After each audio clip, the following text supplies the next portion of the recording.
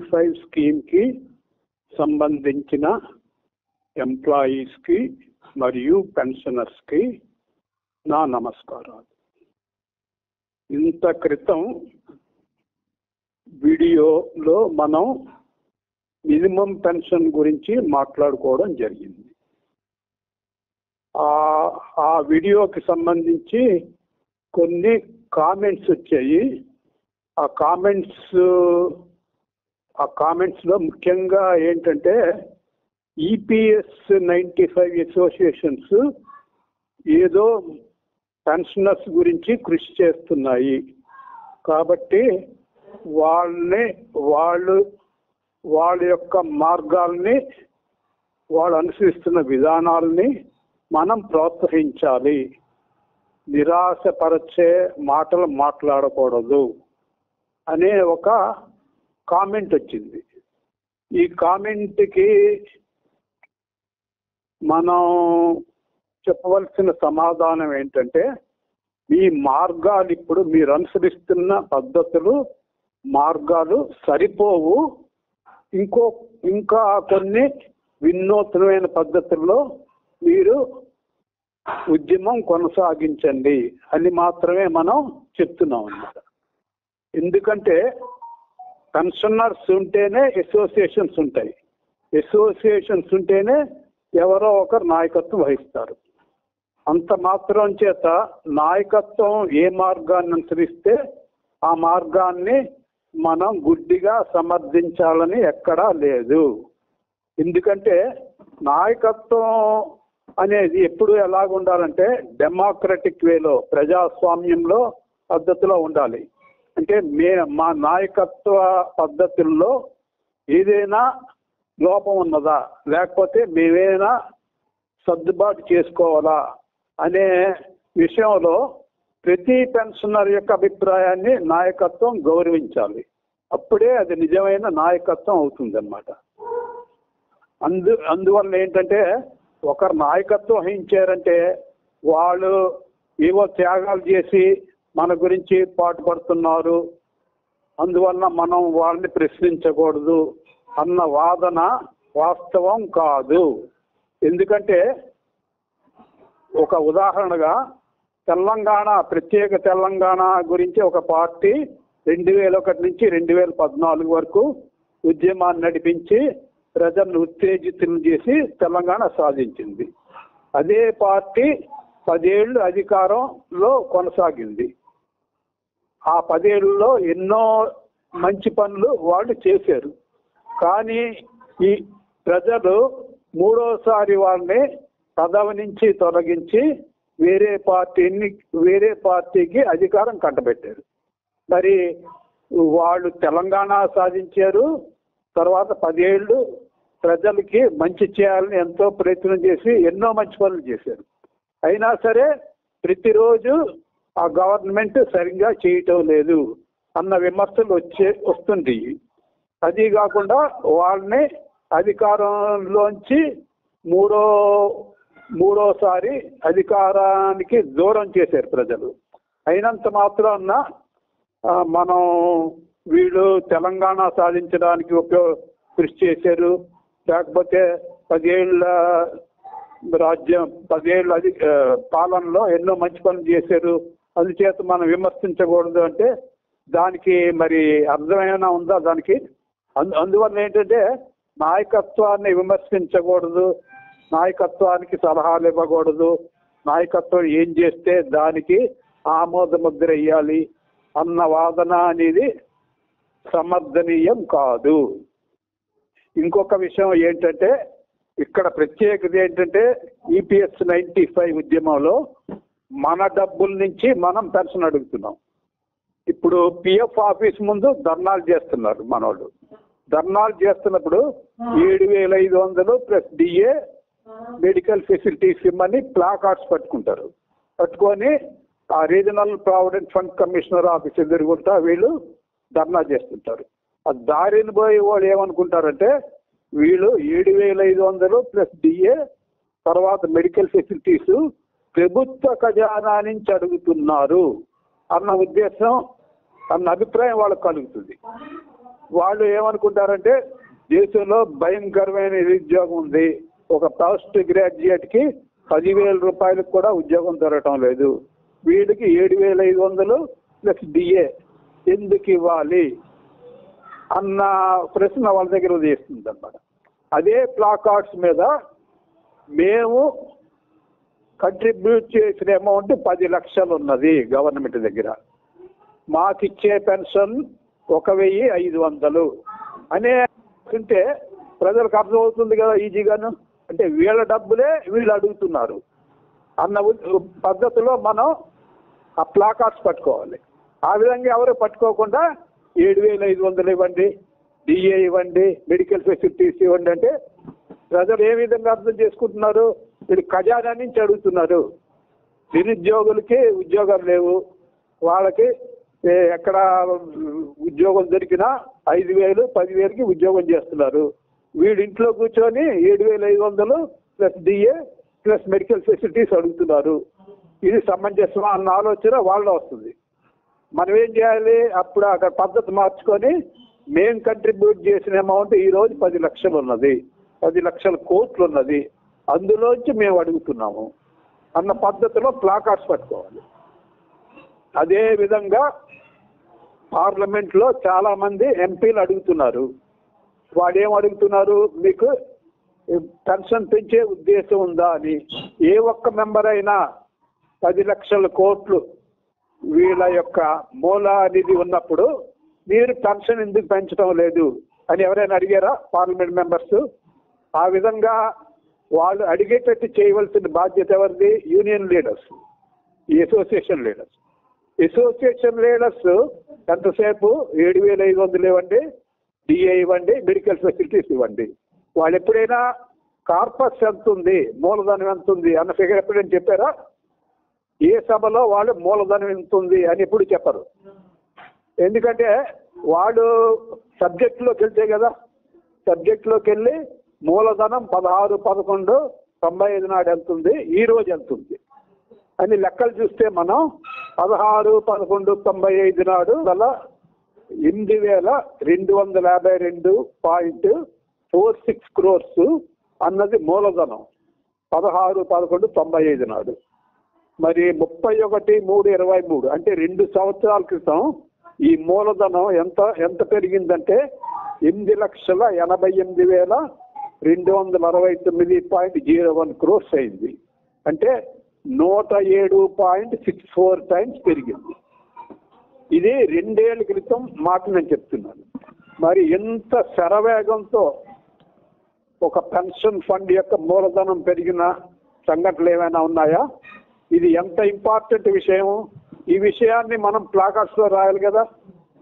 8,252.46 crores నుంచి 8,88,269.01 crores పెరిగిన మూలధనం అంటే 107.64 times పెరిగింది అని ప్లాకార్డ్స్ పట్టుకోవాలి కదా మనం.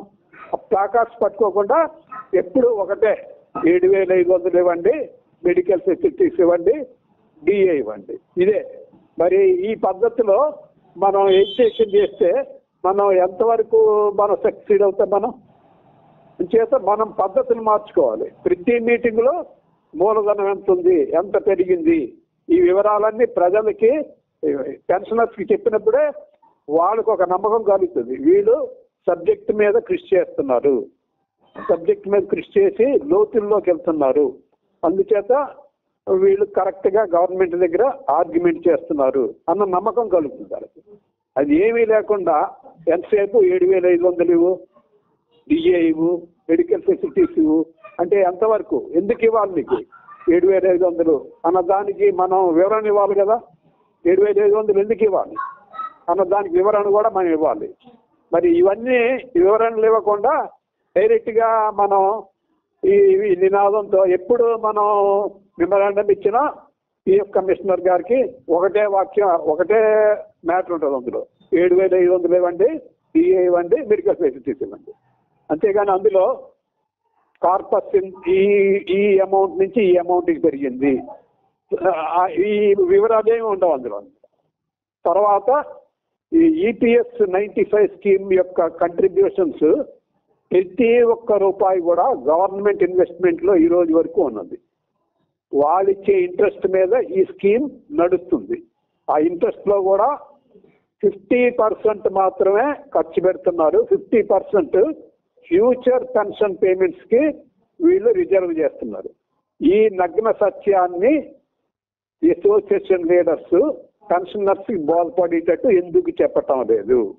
నేను చాలా రోజుల నుంచి వీళ్ళ యొక్క స్పీచెస్ నేను అబ్జర్వ్ చేస్తున్నాను. ఈ విషయం ఎవరు చెప్పరు. అంటే మన కంట్రిబ్యూషన్స్ గవర్నమెంట్ దగ్గర పెట్టి వాళ్ళు ఇచ్చే ఇంట్రెస్ట్ తోటి మన స్కీమ్ నడవడం ఏంటి? అది ఒక చాలా ఆశ్చర్యకరమైన విషయం కదా. ఈ ఇంత ఇంపార్టెంట్ విషయాన్ని యూనియన్ లీడర్స్, అసోసియేషన్ లీడర్స్ ఎందుకు చెప్పడం లేదు? మరి ఇవన్నీ చెప్పకుండా వీళ్ళు అనుసరిస్తున్న విధానాన్ని మనం గుడ్డిగా సమర్థించాలా? అంటే మనకి వాళ్ళకి సలహాలు ఇచ్చే హక్కు మనకు లేదా?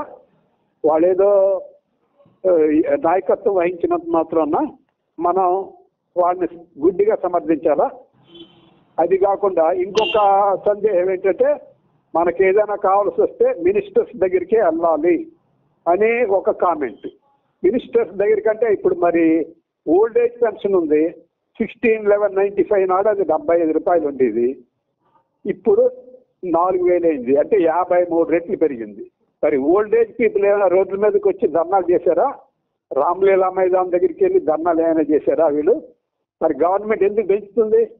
75 రూపాయలని 200 చేసింది, ముందు 200నే 1000 రూపాయలు చేసింది, అంటే 5 రెట్లు పెంచింది.